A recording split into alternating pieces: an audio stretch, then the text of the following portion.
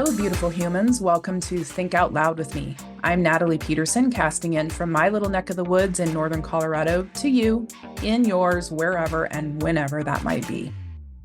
This digital adventure is an effort to turn years of internal chatter, wondering, silent suffering, and physical and mental close calls into enlightening and empowering conversations with others.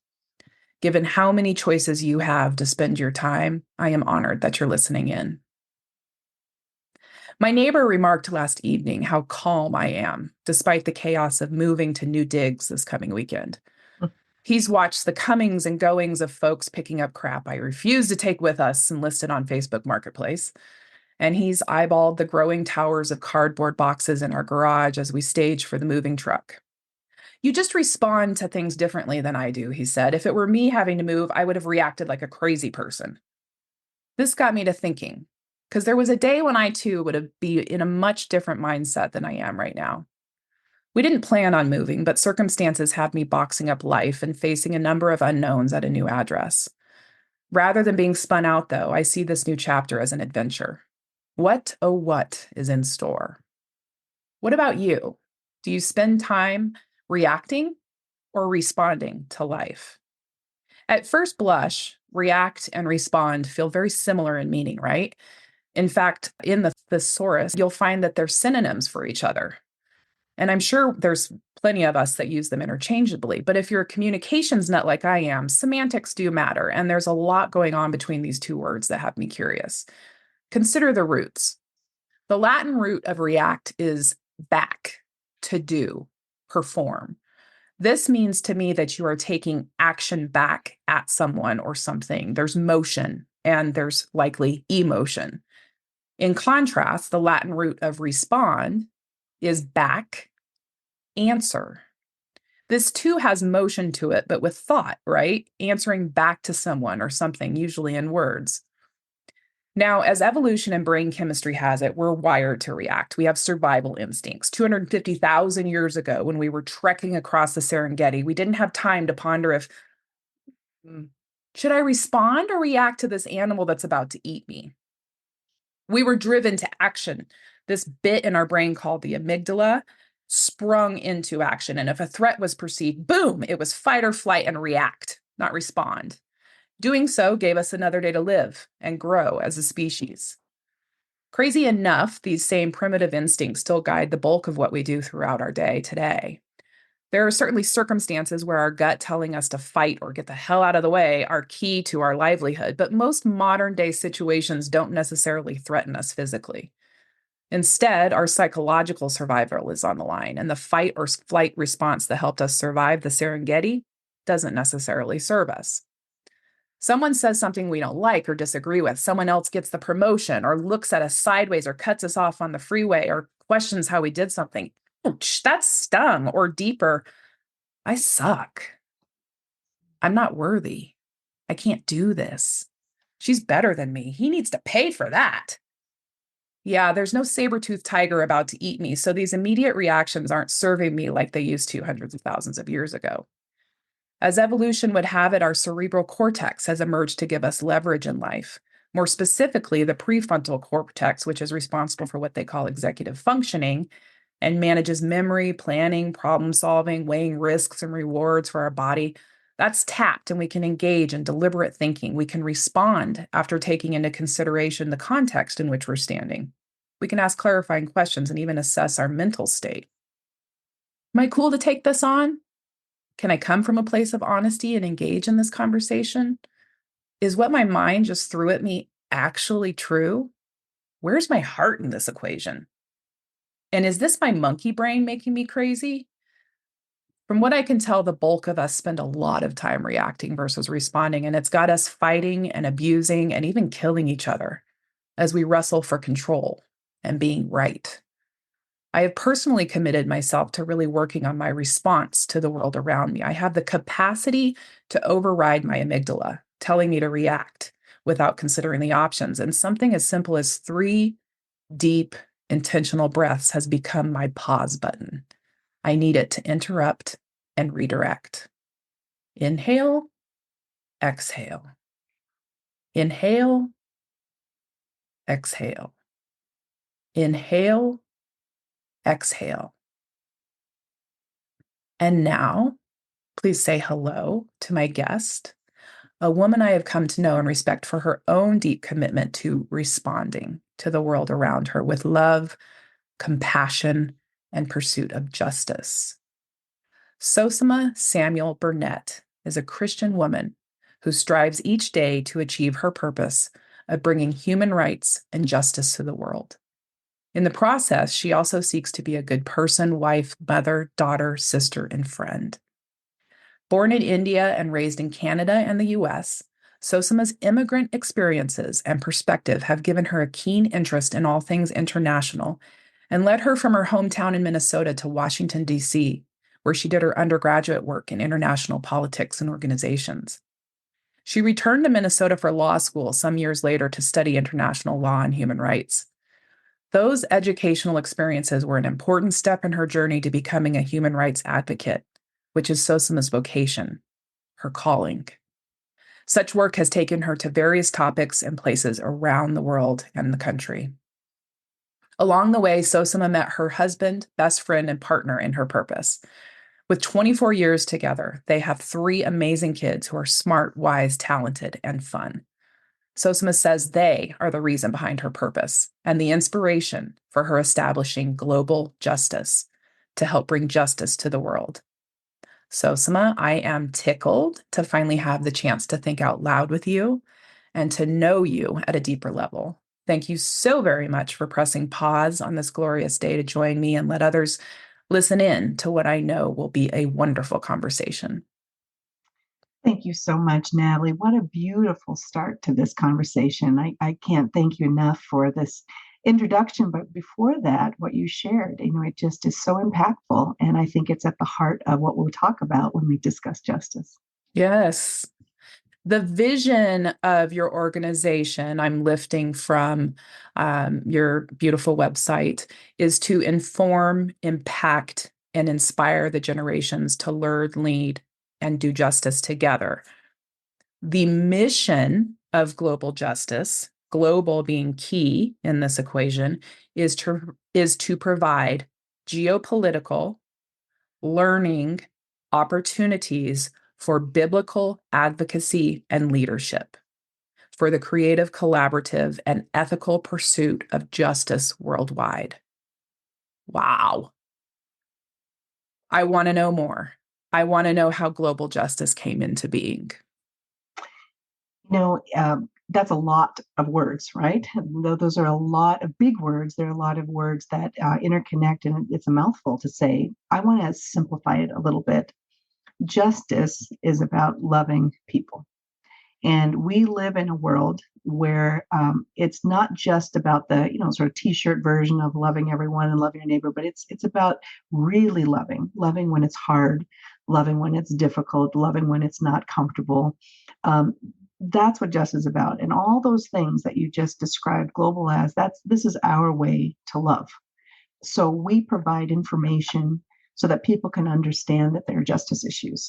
We provide opportunities for organizations and individuals to make an impact on justice issues. And then we provide examples of inspiration, because a lot of times when you talk about justice, it's dark, it's difficult. And then if we're left there, we're left hopeless. What we want to do is make sure we're bringing hope, this idea that we can make a difference. So if you sort of sum that up, that work is our way of expressing love to the world.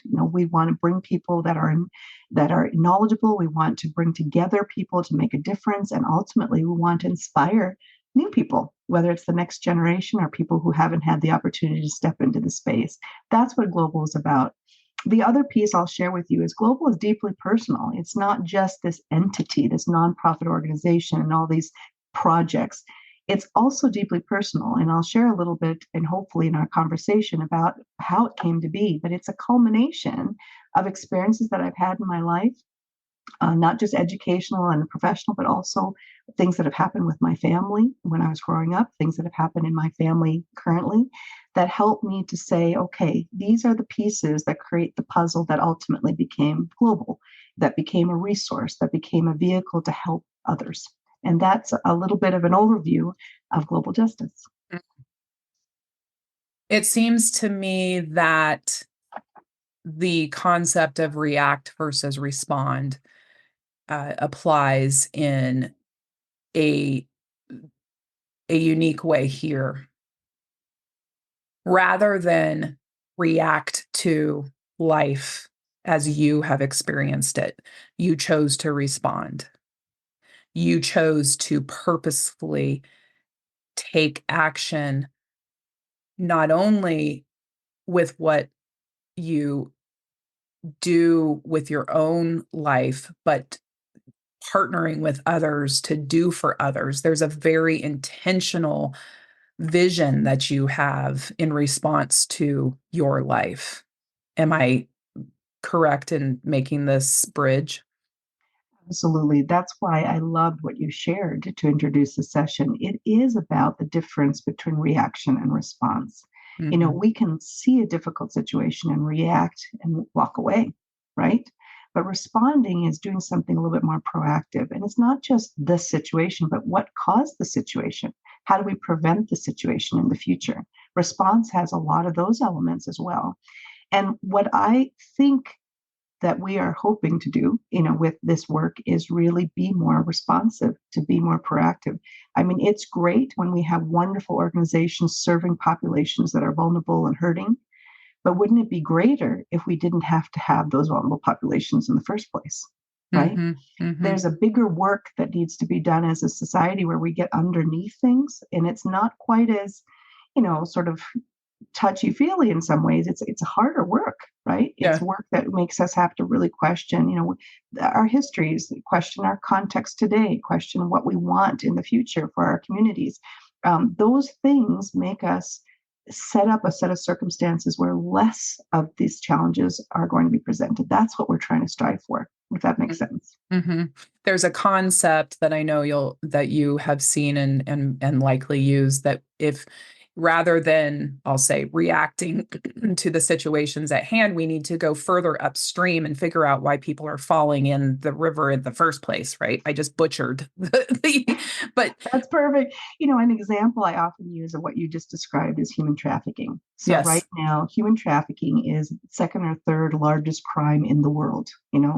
Billions and billions of dollars, millions of people involved. I mean, it's a gigantic problem, gigantic injustice. And there are literally thousands of wonderful advocacy organizations working every day in the trenches, trying to support these individuals that have been struggling, rescuing them, rehabilitating them, trying to, give them opportunities to exist in society in a positive way. All of that is commendable. But the question we have to ask ourselves is, with all that work happening, why is human trafficking getting worse? And it is. The crime is growing. So we have to say there's got to be something more than having another advocacy organization, because these groups are doing good work, but it's not stemming the tide. So that requires us to ask those tougher questions. It's that up the river question that you just said. So downstream from all of this, that's one thing. Upstream is another thing, right? What's happening that is causing human trafficking in the first place? What's going on in our families? What's going on in our communities? How is media and politics and business and just society in general contributing to this? That's where we have to really start when we talk about justice. And that sounds gigantic, right? For us to, how do you solve all that? But it all starts with just one step. So if you are in media and you start asking yourself, what can I do differently that might impact that one person? That's rippled with a whole bunch of other people doing the same thing. Suddenly we're stemming the tide. Suddenly Mm-hmm. we're making some differences where the vulnerabilities are reduced, the chances of people being trafficked are reduced, and I know what I hope for is the demand is reduced so dramatically that that becomes less of an issue for us. Mm. That's hard. Human trafficking doesn't happen around here. It doesn't happen around me. I'm just going to move on to the next hot topic. Tell me about it locally. Yeah, this is tough. You just hit the nail on the head. It's tough. It is not comfortable for a lot of people to touch this topic or any injustice, and it's really hard when you say it's in your backyard. But this topic, human trafficking particularly, is in our backyard. It's everywhere, and it's not the way that we think of it. Sometimes we get sort of the Hollywoodized version where we think, oh gosh, this is this person on the fringe, and these things happen on the edge of society and the dark places. That's not true. It happens right here in our lovely communities. And when you go to the grocery store, there are everyday people that are some way connected to this. It could be that, man that seemed like a nice guy, but, pornography is an issue for him. It could be the young person that is having a little bit of struggle at school and now, is associated with a group of people that maybe is going to lead that person to a wrong direction. Mm-hmm. So it's not as sort of insidious as you might think in terms of the dark side. It's really more insidious in the light. It's right there.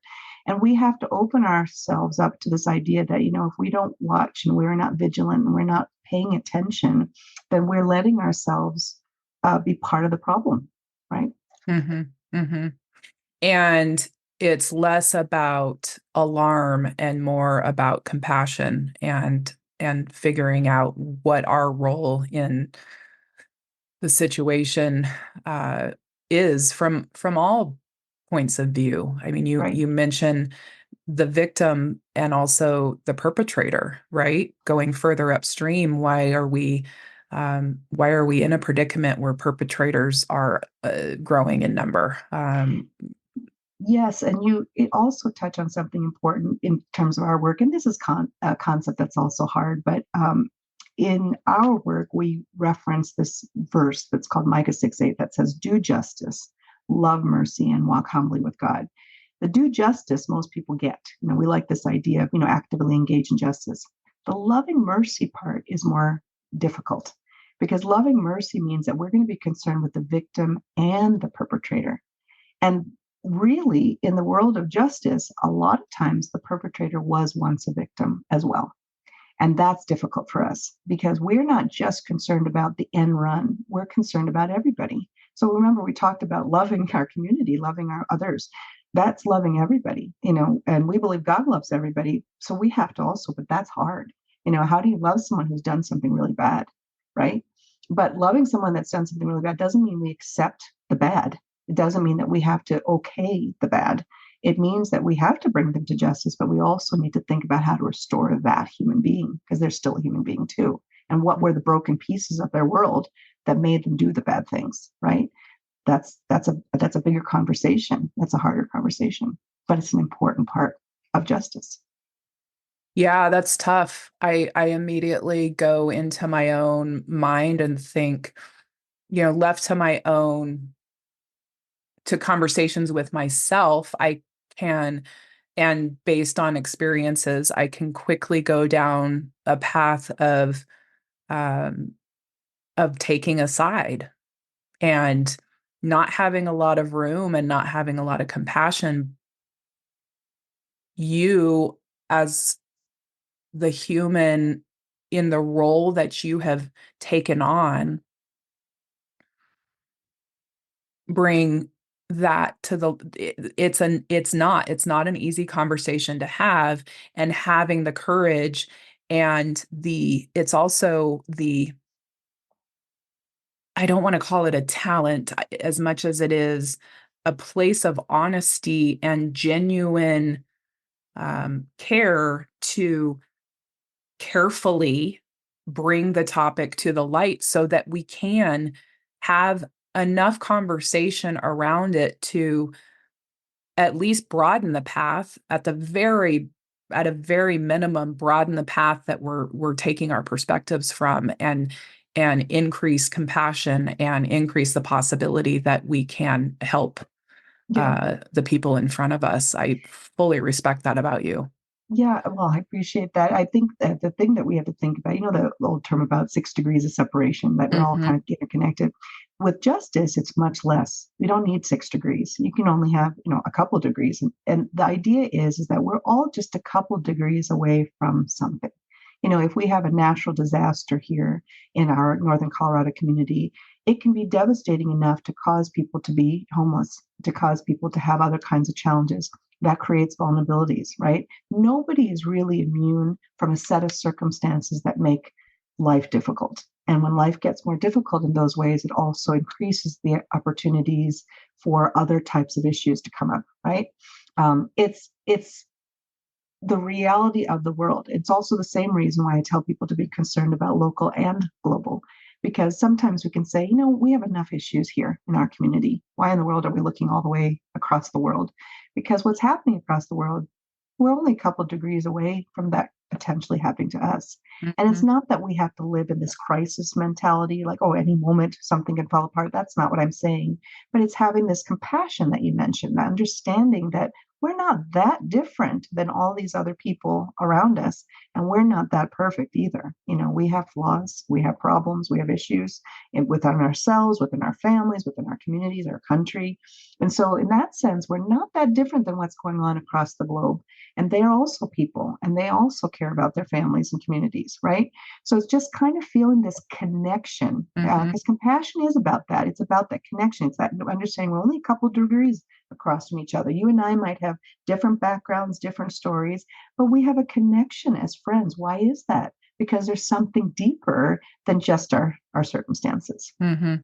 Mhm. I want to hear more about your story and where this passion came about, from where this passion was fueled from, and what are the circumstances that makes you tick today. Can you share with us I'd be any glad to. details? It's so hard to know the totality of why you're you, right? Mhm. I mean, it's so many different things. It is your spirituality, it's your family, it's your experiences, it's just how we're wired, right, as human beings. And the beauty of it is we're all so different and yet so similar. And that's what's fun. But for me, my story really is my family story. I had two parents and before them grandparents that I believe to be so inspiring. So, I have a grandmother on my father's side that was arranged in a marriage in India when she was 11 years old. And she then had her first children when she was 12 years old, twins, and they didn't survive. Then she went on from 13 on to have many other children. And here's a woman who was not educated, didn't have anything, married to a man that was just a couple years older than she was. So these were not even men and women, these were just children, right? And then they had to raise children. And it's just incredible to me that this person with so little would then go on to do so much, because what she had, for lack of all the other things, was her faith. And so through her faith, she prayed for each of her family members. She prayed for the future. And her legacy is that she went on to have these seven children, and those seven children went on to have children, and they had children. And every member of her family was not only a person of faith, but they were highly educated people. They went on to college and graduate programs. They fanned out through the world. And I thought, gosh, how amazing that it started with this little 11-year-old girl in a village in India, right? Wow. My other grandmother has a similar story, married very young, an arranged marriage. And then her husband ended up working overseas for years at a time. And she had to raise five girls and one boy. And she was the headmistress of a school, and she was running a large plantation. And we always joke she was mighty might. She was only about 4'10", and yet could carry that burden of all that. That's a strong woman, right? And how inspiring is that to see this person of incredible capacity and capability, even though her circumstances were challenging? Standing on their shoulders then were my parents. And so my parents were people that were really willing and able to go where they were called to go. My father was a dreamer who always believed that he wanted to go to America. And when he wanted to go to America in the 1940s, everybody thought that was an impossibility. It was like going to the moon. But he was invested in his dream. And then when he became a master's student, he got to go to America, to Ohio, to study school. And he ended up getting two master's degrees in engineering in 2 years, working three hard labor jobs just to get it done. right? He did Wow. everything in his power. And he was a skinny man too. Was about 126 feet tall. And he's hauling refrigerators. This was a guy who was going to make his dreams happen, regardless of what it took. And then meanwhile, my mother, who was arranged a marriage as well at 17, had me at 18. Then I had my brother at 20, and when she was pregnant is when my dad left. So for 2 years, she was raising a brand new baby, and me and her brand new husband was somewhere far, far away, and she had never even left her little village in India. Hmm. And when it was time, when he finished his schooling, he brought us all here to the West. And so just imagine this young woman, at that point, she's in her early 20s, never left her village, and suddenly she leaves from the village in India and shows up in New York City, Hmm. right? With two children. And then they went on to Canada, which is where we started our life. That's where he had his first job, and that's where we began, our experience. And what I'll tell you is just those four stories, and I can tell you many others, but of my two grandmothers and my father and mother, just those stories alone from my family, how could I not be inspired? How could I not be passionate? I stand on the shoulders of giants, not physical giants, but people who did everything they could for their families. And so that just was the roots for me. Then there was a couple of other things that happened. When we moved to Canada, Canada was not the Canada of today. It was a place of, I guess, rampant discrimination for people who look like me. So anyone that had these, features, the darker features, were not treated very well in Canada. And when I was there as a young child, I was a good student. I had friends. Things were positive, and yet there was always this sense of fear because wherever you walked and wherever you went, there could be someone who will call you a name, treat you badly, make you feel like something less. And so, as much as I had all these possibilities and potentials, and my family always was very encouraging, it was living within a society where you felt very limited, right? And when I got a little bit older, about 10 years old, my father finally fulfilled his dream and we moved to the United States. He did not want to stay in Canada. And when we got to the United States, this is not a perfect country, but it was different for us than what we experienced in Canada. And it was like this weight got lifted. I didn't have someone around every corner calling me names and make me feel like less.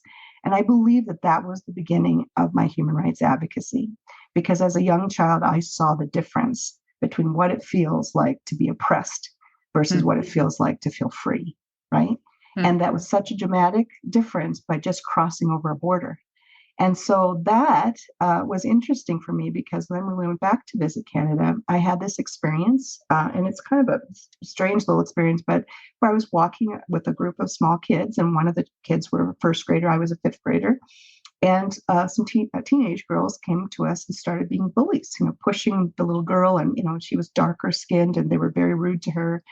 And for the first time, I had the opportunity to use the fear in a different way. And it became not fear, but kind of a righteous anger. And Hmm. at that moment, I responded and I stepped forward and I said, no, you can't do that. And then I saw for the first time fear in their eyes. And I realized, oh, that is what injustice is. It is about fear. And these people who treat others this way, they're scared of something. And that was empowering for me because I was only about 10, 11 years old at that time. And I realized, oh, this is what this world is about. We need to push back evil.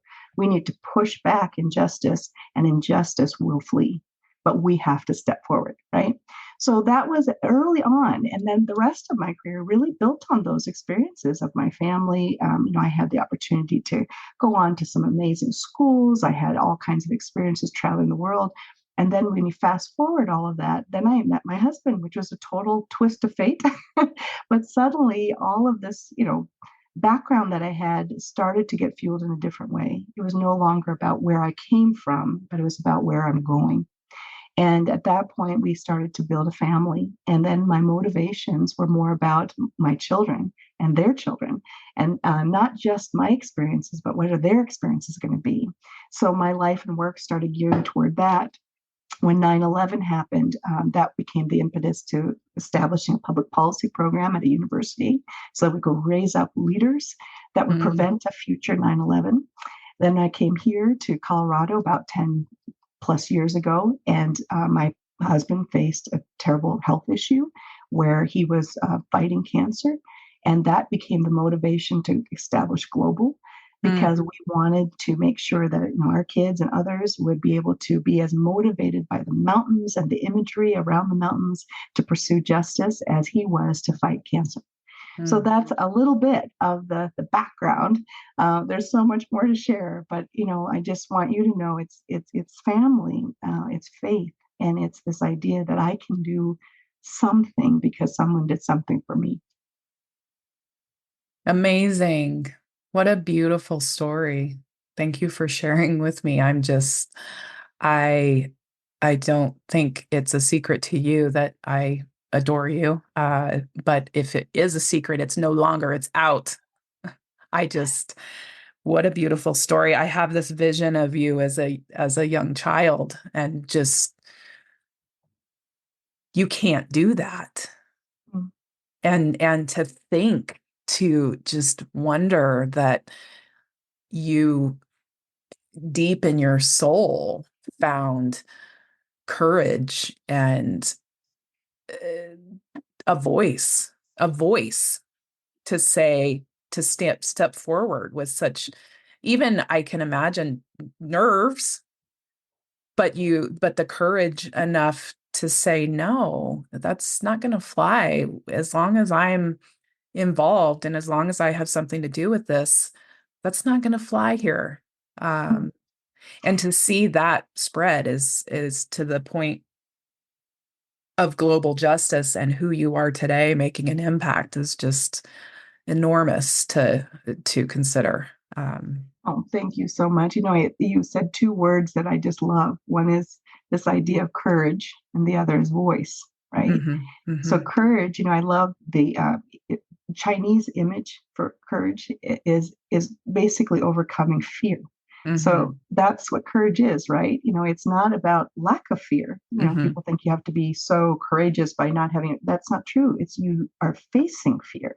You're dealing with fear. And so that's what courage is. And if we ever have those opportunities as individuals to be courageous, it's because we are facing fear, right? We mhm, have a chance to respond to fear and voice. For the first 10 years of my life, surprisingly, you'd be amazed by this, Natalie, but I was a shy child. And I was not, I listened a lot. I didn't speak a lot. I was quiet. And interestingly, I think that moment is where I crossed over to being this person with a voice. And so, all of a sudden now I had things to say, right? mhm, And the things that I absorb, I still want to be a good listener, and you don't want to always talk, but now I have something to say. And mhm, it was interesting that moment created that opportunity. mhm. Absolutely. You talk about the border, what just the difference a border can make, which has obvious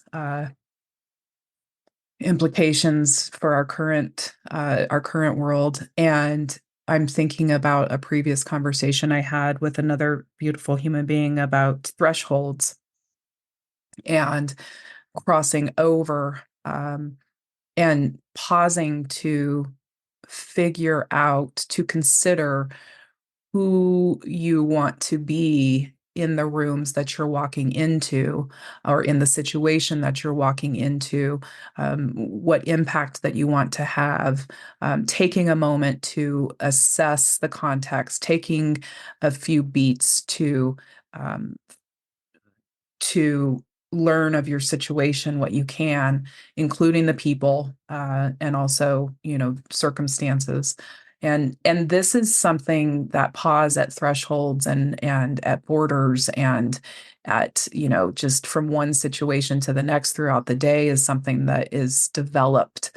It's an appreciation that takes, and society is trying its damnedest to not have us pause. Like, no, I need you to snap to it, right? And make clutch decisions, and pick that bag of Doritos up off the end cap.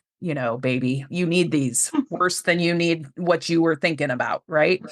Um, so where I'm going with this is then, in looking forward and in in your intentions, the threshold that you crossed over in building your family was to create a world for your children, with your partner by your side that had intention, that you felt safe in passing on, and your children have an incredible role model in both you and your husband.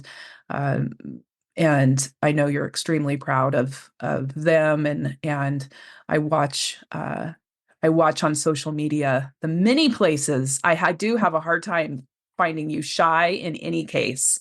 Um, but then I can appreciate it too. I can appreciate it. Um, you are, along with global justice, you are a busy woman, and you are traveled and involved in so many things around our community.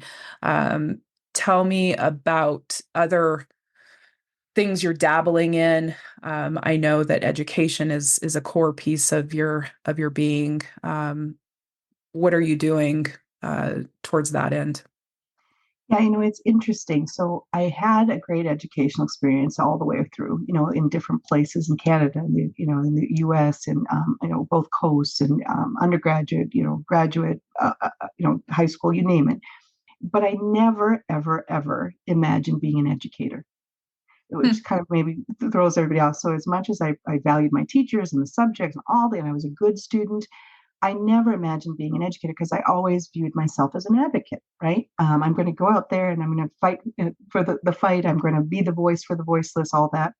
But then what happened was, back when I mentioned 9/11, my husband and I had just been married a very short time, and we moved to California. He was in the Air Force at the time. And after he did training in the U2 program, which was a very short window, he got the word that he was going to be operational. And that was all because of 9/11. We watched 9/11 happen together the day he finished training. And the next day he went operational. And he Hmm. was overseas over 280 days of the year, all this kind of thing.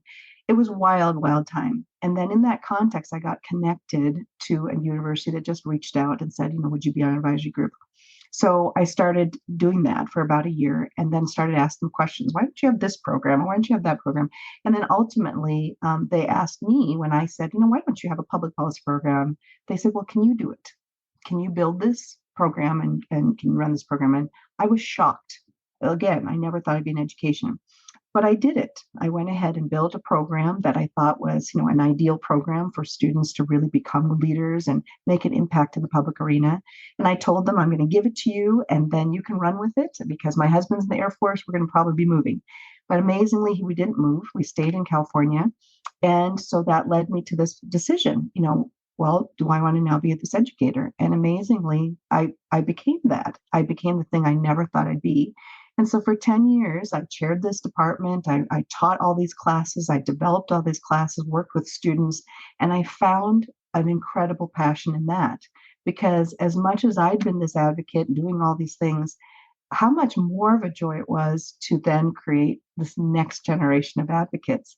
So Hmm. all the impact I could make is limited, but the impact they can make is unlimited, because look at how many of them are there, and then who they can teach and touch, the ripple that we've talked about before.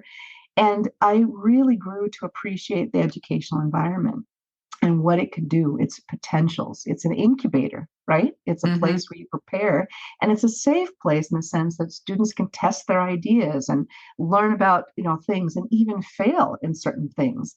And they're protected in a way that they're not when they go out in the real world, right? Hmm. So I love that experience. And that 10 years was incredibly meaningful. And the relationships built were incredible too. Then we moved here, which was a very sudden, unexpected move with my husband's work, which, he was now in the airlines.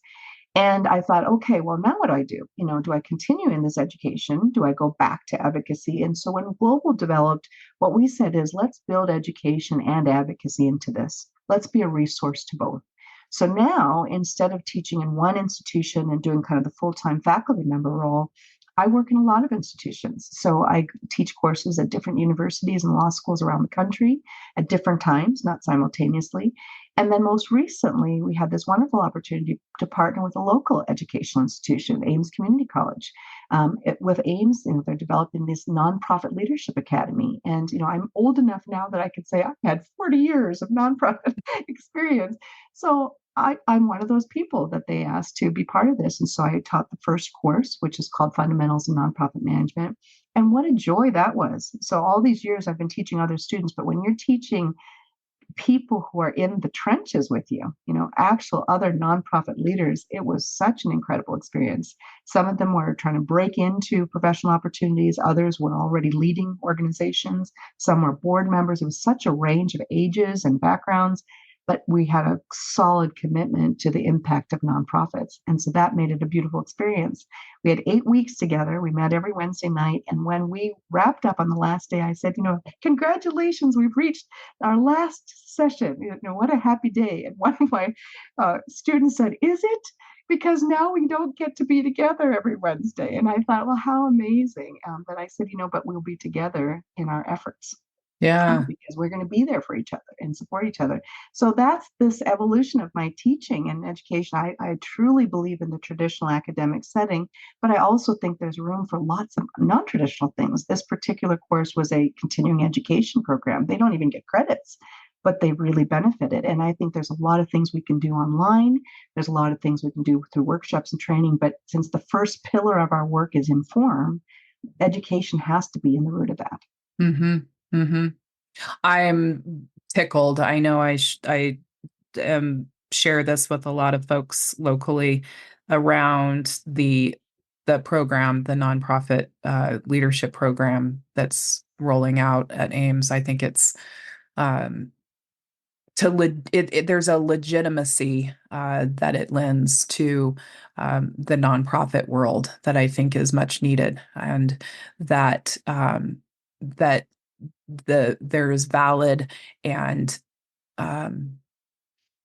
there is room for people to realize full and rewarding careers in nonprofit. And so I fully support and applaud the efforts that you all are putting into that. You are also, what I know, very engaged in. You have Global Justice is located in a beautiful historic home in Loveland, Colorado, that is called Micah Place. And you host an array of community events and a marketplace, a global marketplace of goods that are made by artisans around the world. Tell me more about how people can interact with Global in person through what you do at Micah Place. Thank you. We're reaching 10 years for global justice in September. And so we're going to have a big celebration, and we want you to be there, Natalie. It'll be so much fun. But in most of those years, we did most of our work everywhere else. We were around the country, we were online, we all worked remotely. When everything happened with COVID, the whole world changed, but we didn't have to change. We didn't have to pivot. We were doing everything in a way that we were very flexible and online. But in the midst of that, we also realized it's important to also have opportunities where people can connect in person and people can connect locally. Mm-hmm. And that became the motivation to start looking for a place. And miraculously, we found Micah Place, and it's called the Hahn House. It's a 1893 historic building in Loveland. It's one of the first buildings in Loveland. And the Hahn family was early pioneers in the area. And through a whole host of events, this building became a vehicle for us to have a physical manifestation of our work. So all these things that we did everywhere else, we can start sharing that in our local community. So it's not a big auditorium setting. It's a place where we do intimate events, 10 people to 50 people. We do monthly cultural teas where we go and, enjoy some time together and conversations around a table on different cultures. So we most recently did one on Japan, for example. So it's not your typical tea. We also do a monthly coffee event where we have a chance to talk about sustainable practices and fair trade. We present coffee, sample coffee. We sell these amazing coffees through the global market. And then we also bring in topics, so one month it could be human trafficking. This month, we're going to be actually taking this Justice Cafe on the road. And we're going to a wonderful new coffee house called Arboretum Coffee, where they're going to be highlighting their work for immigrants and refugee populations, which I think is phenomenal. So it's a wonderful partnership. Next month, we're going to be highlighting Village Care Project. They took a team to Tanzania, Africa, to bring clean water filtration systems to the communities there that are in the remote villages. And so we're so excited about that.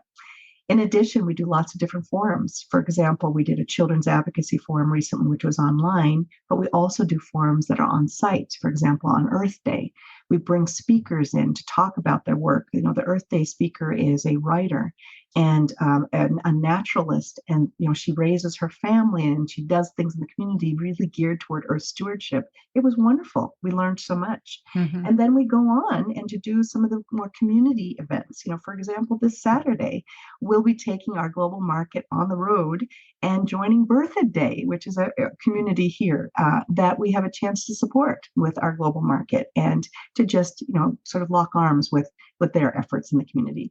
So it's a wide range of things, but all of it is geared toward the same stuff we've talked about. We're there to inform, impact, and inspire. So every event that we have is about that. And every event we have is cross-generational, cross-sectoral, and it is an opportunity for different people of different backgrounds and even for different perspectives to gather and connect with this work that we're doing. So events are important to us. They're not the entirety of what we do, but they kind of, like I said, manifest what we do. And this building gives us a chance to do that in lots of creative ways. So there's, beautiful spaces that we use throughout the building, but beautiful spaces to rent to others that want to also have those experiences to gather and connect and celebrate. And finally, I'll just mention that in our work, the things that you may not always see that are also important are things like research. We do research on topics like homelessness and on refugee immigrant issues and a number of other topics over the years. All of those pieces of work are done there at Micah Place, but then shared with the community.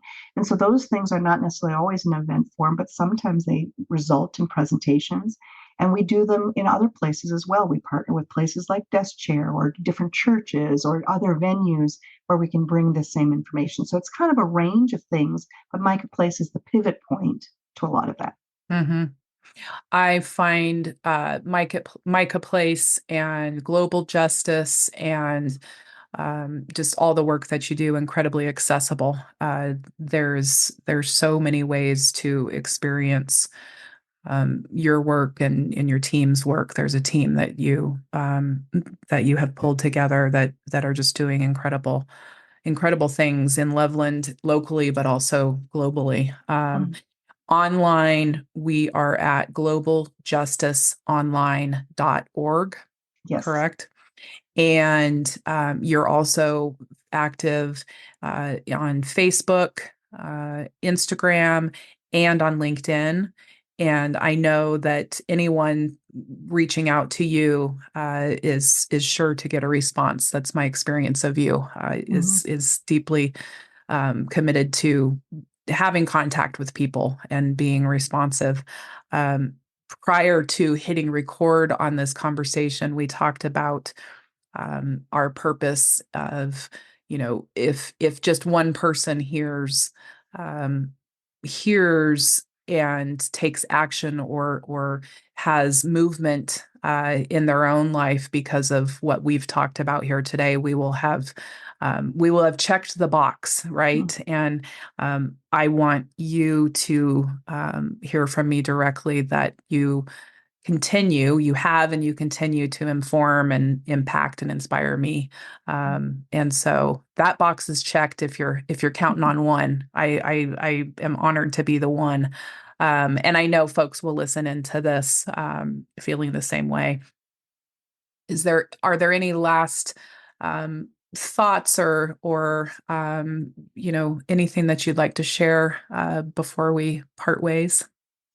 Well, first, Natalie, I just want to thank you. You are doing something so impactful through this podcast, and thinking out loud is what we all need to be doing. Mm, Thinking together, having spaces and places where we can process a little bit, not just the big things, but the little things as well. I know that as much as you and I are on the same page about justice and the importance of justice, I also know that there are many people that get overwhelmed by that. And so my last statement is, don't let the gigantic nature of justice freeze you from doing whatever it is that you're called to do, because a lot of times, we think about this big bucket and how in the world are we going to ever fill the bucket? Every drop fills the bucket. And so if each of us see ourselves as that drop, it makes such a difference. So I'll close with this story, mm, and it's kind of an African proverb, but it's basically this idea that there was a major fire that spread throughout the jungle, and all the animals fled out of the jungle to be able to flee, the fire. And there was a hummingbird, and the hummingbird went the opposite direction and flew toward the fire. And all of these, ferocious animals were all saying to the hummingbird, "What are you thinking? Where are you going? We have to flee the fire." And the hummingbird was carrying one drop of water, and said, the hummingbird said, "I'm doing my part." And that's what I want to leave with everybody, is that we don't have to be all the ferocious animals. We don't have to worry about the big fire. We just have to have that one drop. We need to have that mentality. And that's what I would like to leave with everyone. Your one drop could be your child. Your one drop could be, your community, your classroom, your business, whatever it is. But that's what matters most. And that's where justice is really done. mm. Beautifully said. Thank you. Thank you. And thank you, folks, for listening in. Thank you for choosing to think out loud with me and my guest, Sosamma Samuel-Burnett, today. Until we visit again, go live with intention. And please, please, please don't let anybody mess with your flow. Big hugs, big love. Bye, friends.